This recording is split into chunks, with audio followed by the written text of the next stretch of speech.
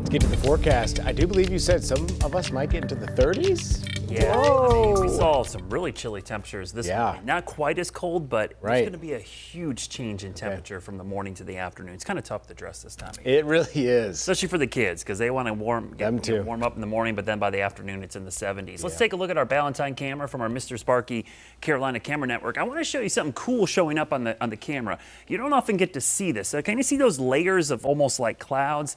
That's a temperature inversion. And what that is below those layers, the air is colder and above it's warmer. So these will trap pollutants, smoke, sometimes haze. So that might be some smoke out there from maybe some chimneys or from some fires or from factories out there. And that inversion sets up on nights like tonight when we have optimal radiational cooling. What happens during the day, the ground gets hot, that heats the air, but then the sun sets, and so all that heat continues to escape. So the cold air begins to get heavy and dense, and it settles down near the ground, and sometimes a warm layer can get trapped aloft, and that will keep everything below it. So we call that a temperature inversion, where it actually gets warmer when you go up in elevation or altitude, and that's happening tonight in some of these low-lying areas. And that's why if you get away from the city into river valleys or low spots, the cold air will actually settle down. We call that cold air drainage. You might have even felt this. You ever had the window open when you drive through a dip in the road and you feel it get a little bit cooler?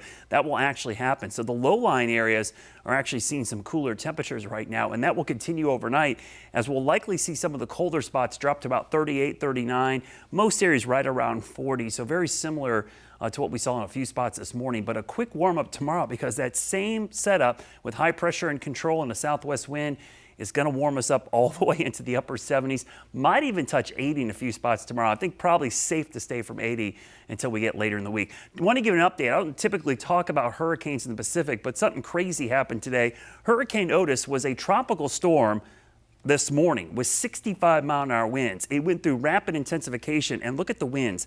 160-mile-per-hour winds, a Category 5 hurricane heading towards Acapulco. And this is really important because there's never been a storm this strong to hit the city of Acapulco. And that is a huge, if you ever vacation there, that is a huge city down there on the west coast of Mexico. Now, on the Atlantic side, we've got a hurricane as well, Hurricane Tammy. I know you see this churn, and people ask me today, is that something we have to worry about? No, because it's going to meander and curve back to the southeast and stay away from the east coast. And the reason why, big sprawling high pressure. The reason we're going to have a little bit of a heat wave this week is going to deflect everything away from us on the east coast until we get to the weekend and that dip in the jet stream heads our way. That cold front stays up there. High pressure is in control, so a very warm week ahead with that high pressure dominating the east coast and no rainfall in the forecast for the next 10 days. So expect temperatures to be way above average. In fact, as we get closer to the weekend, 15 to 20 degrees above average.